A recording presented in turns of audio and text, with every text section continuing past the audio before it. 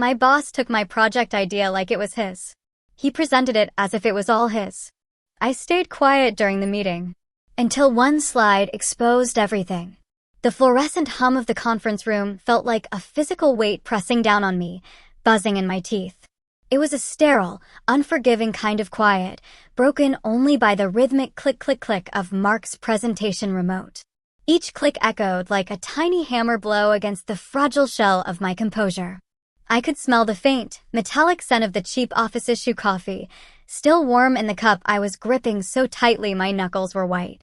My gaze was fixed on the screen, but not truly seeing the slick, branded slides flashing by. My stomach was churning, a tight, cold knot, as if I'd swallowed a handful of gravel. Mark, my boss, was standing at the head of the polished mahogany table, radiating an almost sickening aura of self-satisfaction. He was presenting my project, my idea, my late nights, my discarded drafts, my meticulously crafted data points. And he was presenting it as if it had sprung, fully formed and brilliant, from his own mind. Tone cue. Bitter laugh, oh the irony. The sheer, unadulterated gall. I remember my jaw clenching, the muscles tight and throbbing. I was a statue frozen in a tableau of professional deference, while inside, a tempest raged. The senior VPs, the CEO even, they were all nodding, occasionally interjecting with impressed murmurs. Mark would smile, a practiced, confident smile, and weave another intricate lie into the narrative. Each word was a tiny shard of glass, embedding itself deeper into my skin. He'd pause, gesturing expansively at a particularly complex diagram, a diagram I had spent 3 weeks perfecting, and say things like, my vision for optimizing Q3 resource allocation, as you can see here, or, I believe this paradigm shift, which I've been developing for months. My ears were ringing, a high-pitched whine that drowned out the specifics of his deceit, leaving only the echo of his smug tone. I felt a cold sweat prickle my hairline, and for a terrifying second, I thought I might actually throw up. Just stand up, right there, in front of everyone, and empty the contents of my acidic stomach all over the pristine conference table. The thought, grotesque as it was, almost brought a perverse sense of satisfaction. But I didn't. I just sat there, quiet, simmering, watching the brazen theft unfold. This wasn't the first time, of course. Not with Mark. It was a pattern, subtle at first, like a spider weaving its web. A casual mention in a team meeting of our idea, when it was clearly mine. A great point, my name. We should explore my thoughts on that further. It was a slow, insidious erosion of credit, designed to make you question your own memory, your own contribution. It was classic gaslighting, a drip of doubt, eroding confidence until you started to wonder if perhaps, just perhaps, you were mistaken. If you hadn't really done all the work. If it hadn't, after all, been our idea from the very beginning. The sunk cost fallacy was deeply at play here too, you see. I had invested so much time, so much intellectual capital, into this company, into building my career, that calling out my boss felt like an act of self-sabotage, like throwing away years of effort. Looking back, the seeds of this betrayal were sown months ago. It started with Mark taking an unusual interest in my pet project, the one I'd been working on during lunch breaks and after hours, the one I genuinely believed could transform how our department operated. Walk me through that again, my name, he'd say, leaning back in his expensive ergonomic chair, a performative interest in his eyes that I, in my naivete, mistook for mentorship. He'd ask probing questions, not about the high-level strategy, but about the minute details, the specific algorithms I was considering, the obscure data sources I was planning to tap. Show me your working files, he'd request, under the guise of offering feedback. And I, eager to impress, eager for validation, would share everything. Every single iteration, every rough sketch, every late-night epiphany captured in a hastily named PowerPoint draft. The first genuine red flag, the one that made my stomach clench with an unfamiliar dread, happened about 6 weeks ago. We were in a smaller team meeting, just Mark, Sarah from marketing, and me. I was outlining a key aspect of my project's implementation strategy. Mark interrupted, cutting me off mid-sentence, to elaborate on my point, but with a subtle, almost imperceptible shift in phrasing that made it sound like his novel edition. I tried to interject, to clarify, to reclaim ownership. Actually, Mark, I was going to get to that, I started, a little too meekly. He waved a dismissive hand, not even looking at me. Yes, of course, my name. But let's flesh out my idea here. The real innovation, as I see it, is the integration of X with Y, which, as I've been saying for weeks, is absolutely crucial. Don't you agree, Sarah? Sarah, ever the diplomat, just nodded vaguely, avoiding my gaze. I felt a flush creeping up my neck. I wanted to scream, "You've been saying it for weeks because I told you a week ago." But the words caught in my throat, tangled in a web of fear and self-doubt. That's how it works, doesn't it? The gaslighter makes you doubt your own perception, makes you feel like the difficult one, the ungrateful one, for even questioning their narrative. The thought of confronting him in front of Sarah felt unprofessional, reactive, even abusive on my part, if you twisted it just right. So I bit my tongue and the bitterness festered. But today, in that high-stakes meeting, it was different. Today, it was the grand heist, fully executed. He was on slide 17. The title of the slide, in bold, sans serif font, read, Project Chimera, a new vision for dynamic resource allocation. And there, at the bottom right corner, in a tiny, almost imperceptible gray font, was the metadata. Created by Mark Henderson. Last modified, Mark Henderson. Date created, August 15th, 2023. My breath hitched. My heart pounded against my ribs like a trapped bird. Because I knew. I knew exactly when I had created the initial Project Chimera outline. August 15th. That was the date I had sent him the detailed proposal, the one with all my preliminary research, the one that served as the foundational blueprint for everything he was now claiming as his own. But it wasn't just my work. The actual presentation, the polished visuals, the complex animations, those were all files I had personally created and shared with him in an internal folder on our shared drive. He clicked to the next slide. This one, a detailed implementation timeline, had a small, almost invisible comment bubble near the bottom. My fingers, trembling slightly, instinctively twitched. That little bubble. That was my comment bubble from a version I'd sent him for review, asking for feedback on a specific milestone. He hadn't even bothered to delete the comment. Just scaled it down, hoping no one would notice. But I noticed. Oh, I noticed. It was in that moment, seeing that tiny, pathetic oversight, that the quiet rage ignited into a cold, focused fire. The shock wore off, replaced by a clarity so sharp it almost hurt. This wasn't just about my idea anymore. This was about a deliberate, calculated act of professional theft, backed by a pattern of manipulative behavior.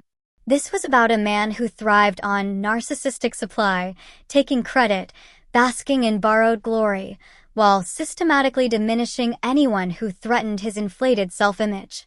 The meeting ended. The VPs congratulated Mark. He shook hands, beaming. I mumbled something about needing to check on a deliverable and slipped out, the conference room door closing behind me with a soft, final whoosh. The carpeted hallway felt suffocating. I went straight to my desk, my mind racing a mile a minute. I felt a surge of adrenaline, a strange mixture of utter despair and exhilarating focus. My hands were shaking, not from fear, but from a potent blend of fury and purpose. The forensic deep dive began that night. My apartment, usually a haven of quiet contemplation, transformed into a makeshift war room. The only light came from my 2 monitors, casting a ghostly glow on my face. My fingers flew across the keyboard, a relentless rhythm of clicks and taps. I started methodically, tracing the digital breadcrumbs. First, my email archives. I searched for Project Chimera, resource allocation, and keywords related to my specific methodologies. I found the initial email to Mark on August 15th, 8:47 p.m. Subject: Project Chimera, initial proposal and scope. Attached was project_chimera_outline_v1.0_ my name, .docs. I downloaded it, confirming the creation date and author metadata. Check. Next, our shared internal network drive. I navigated to the project folder, _department projects / resource optimization / Chimera /. The folder contained various subfolders, _research, _data, _drafts, _final presentations. I started in _drafts. There were dozens of files, all named variations of Chimera presentation draft, followed by dates and my initials. I sorted by date modified. Mark's name appeared only on files after I had sent him the initial proposal, and usually as last modified. But what I was looking for was created by. I opened one of my earliest PowerPoint drafts, Chimera presentation draft 2023-08-20 my name, .pptx. I right-clicked, went to Properties, then Details.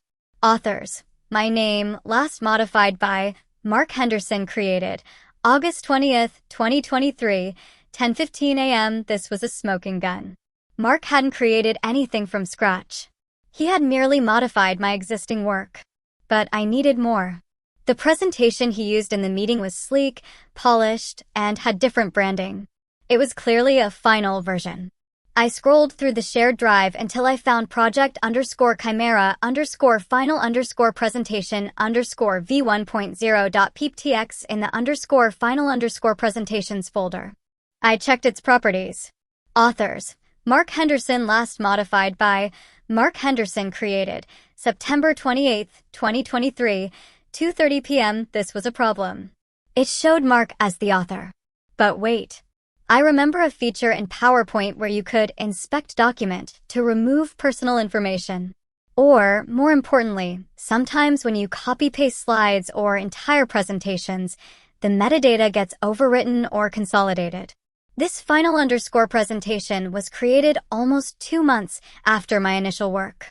He must have built it off my detailed drafts, then saved as or copied content into a new document, inadvertently or deliberately, making himself the author. I needed to link his final version back to my earlier, undeniable creations. I opened project _Chimera _final presentation v1.0.pptx and started scrutinizing each slide. I remembered a particularly obscure chart I'd created using a very specific Excel add-in. It was a radial diagram depicting interconnected dependencies, something unique to my analytical approach. Sure enough, there it was on slide 11. I clicked on it. Under Chart Tools -Design Select Data, I saw the embedded Excel worksheet. The file name was Chimera _radial _data v3 my name, .xlsx. He hadn't even bothered to rename the source data. This was gold. I then opened that specific Excel file, Chimera _radial _data v3 my name, .xlsx, from the _data subfolder. Authors. My name, last modified by, my name, created. September 10, 2023, 9:45 a.m. This proved that a core component of his presentation originated directly from my specific, uniquely authored file. He was claiming authorship of the presentation, but the underlying, intricate data visualization was indisputably mine, complete with my name in the metadata. I meticulously documented every single step, taking screenshots of folder paths, file properties, and specific slide elements linked to my original files. I used the snipping tool relentlessly, creating a forensic log, a digital paper trail of his deception. My monitor glowed, reflecting the intense focus in my eyes. I felt a grim satisfaction with each piece of evidence I unearthed. The air in my apartment was still, thick with the smell of old coffee and ozone from the electronics, but I barely noticed. I was in a zone and investigative trance. This went on for hours. I even delved into our company's collaborative cloud platform, where we often shared in-progress documents for real-time feedback. I remembered creating a specific version of the project plan there, project _Chimera _collaborative _plan v5.doc. I logged in, navigated to the document, and checked its version history. The platform meticulously logs every single change, who made it, and when.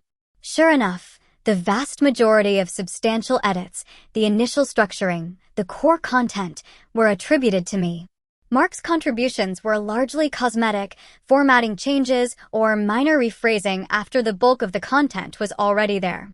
Even better, there were several instances where Mark had accepted my suggested changes, directly confirming his review and implicit approval of my work. This was the definitive, irrefutable proof. The shadow witness in this digital courtroom was the collaborative platform itself, silently logging every keystroke, every revision, every act of contribution. It was the impartial record keeper that Mark had conveniently forgotten about. The clock on my computer showed 3:17 a.m. My eyes burned, but I felt strangely invigorated. I had assembled an ironclad case. The physical evidence wasn't just digital. I remembered those little yellow sticky notes, filled with my frantic scribbles, tacked onto my cubicle wall, outlining key aspects of Project Chimera. I even found a crumpled coffee-stained napkin in my desk drawer with the initial aha moment diagrammed out. Small, insignificant items, but they were mine. They were the physical manifestation of my mental labor, predating Mark's alleged vision by months. Tone cue, exhausted sigh. The next morning, I walked into the office, the weight of the evidence heavy in my backpack, but a new lightness in my step. I knew what I had to do. I couldn't let this go. Not after all this. This wasn't just about a project, it was about integrity, about respect, about drawing a line in the sand. I was ready to confront him, but not alone. I called my friend, David, from IT. David was a cynical, no-nonsense guy who knew the ins and outs of our company's digital infrastructure like the back of his hand. He was my tech-savvy friend, my co-conspirator in the shadows. "Dude, you sound like you've seen a ghost," he said, his voice crackling through the phone. "Worse, David. I've seen my project presented by Mark, with his name on it." Silence. Then a low whistle. "Son of a..." I had a feeling he was pulling something like that. Always sniffing around your machine, asking for technical advice about shared drives. "I need your help, officially. I need you to verify some metadata. And I need a secure way to present this." David didn't hesitate. "Send me the file paths and any specific timestamps you have. I'll run a full forensic trace on the server logs, pull up every access record for that presentation folder. We can cross-reference it with your login times. It'll be airtight." His words were a balm. Having a tangible ally, someone who believed me, was incredibly empowering. David worked quickly. By lunchtime, he had compiled a separate, independent report confirming every single piece of my evidence, adding server access logs that clearly showed my initial uploads and modifications and Mark's later accesses, often just before his final version was created. It was the definitive blow, the technical takedown that would leave no room for doubt or denial. I arranged a meeting with HR and Mark. I deliberately didn't tell Mark the nature of the meeting, just that it was urgent and confidential. I wanted him to walk in unprepared, complacent in his deceit. The HR manager, Sarah, different Sarah, was a stern but fair woman. The conference room was smaller this time, the air even more stifling. Mark strode in, a condescending smirk on his face, clearly expecting a routine performance review or some trivial matter. He saw me, then Sarah from HR, and his smile faltered, replaced by a flicker of unease. "Good morning, Mark," Sarah began, her voice neutral. "Thank you for coming. My name has requested this meeting to discuss a serious professional matter." Mark turned to me, his brow furrowing. "Serious? What is this about my name? Is there a problem with the project?" I thought the presentation yesterday was a resounding success. He was trying to assert dominance, to preemptively gaslight. I took a deep breath. "Yes, Mark, it was a success. My project was a success. And that's what we need to discuss." His eyes narrowed. "I'm not sure I understand your implication, my name." "Oh, I think you understand perfectly well. You presented Project Chimera as your own vision, your own creation. You claimed full authorship." He scoffed a little too loudly. "That's absurd. We developed it together. It was a collaborative effort, as I clearly stated to the VPs. You contributed, of course, under my guidance. I'm quite generous with credit, as you know." His voice was dripping with false magnanimity, A classic reactive abuse tactic, trying to make me out to be the ungrateful subordinate. No, Mark, I said, my voice steady despite the tremor in my hands. You didn't state it was collaborative. You claimed it entirely as yours. And we did not develop it together. I developed it. You stole it. His face hardened. Watch your tone, my name. That's a serious accusation. Are you implying I'm a thief? That's slanderous. I'm implying you're a thief based on overwhelming evidence, Mark. Evidence I've compiled. I pushed my laptop across the table, opening to the first slide of my presentation, the forensic report David and I had created. What is this? He spat, leaning forward, his eyes darting across the screen. This is a detailed timeline of every file, every document, every email exchange pertaining to Project Chimera. It shows the creation date, the original author, and every modification. It shows that the foundational work, the core intellectual property, came entirely from me. And that you, Mark, merely accessed and repackaged my work into a new presentation, then claimed it as your own. I clicked to a slide, showing my initial email to him on August 15th, with the attached project_chimera_outline_v1.0_ my name, .docs. Then another slide showing the properties of chimera_radial_data_v3_ my name, .xlsx, the embedded Excel file. This radical diagram, Mark, I continued, pointing at the specific chart, which was a key visual in your presentation yesterday, directly links to a data file I authored, with my name in the metadata. You didn't even bother to rename it. And these, I clicked through to the version history from the collaborative platform, highlighting dozens of my edits.